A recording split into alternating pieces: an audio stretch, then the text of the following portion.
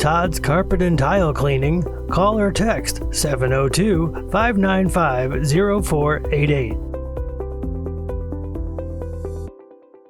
U.S. Senator Jacky Rosen took to the Senate floor this week to speak about and successfully pass the No Tax on Tips Act, a measure that would exempt tipped wages from federal income taxes. This bill was met with no objections and passed via a unanimous consent and now heads to the U.S. House of Representatives for consideration. While Rosen framed the legislation as a win for the working class, many Nevadans are pointing out that its origins fall under President Trump, who introduced this idea during his 2024 campaign. No tax on tips was one of President Trump's key promises to the American people, which he unveiled in my state of Nevada.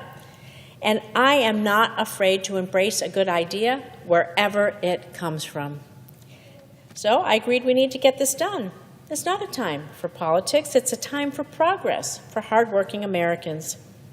This bipartisan bill is a good idea that has supports from Democrats and Republicans, so we should pass it as soon as possible without any poison pills. The problem is that the House Republicans have included a version of the No Tax on Tips Act in their bigger budget bill, a bill that cuts Medicaid, SNAP, and other programs families rely on to give more tax breaks for billionaires and the ultra-wealthy.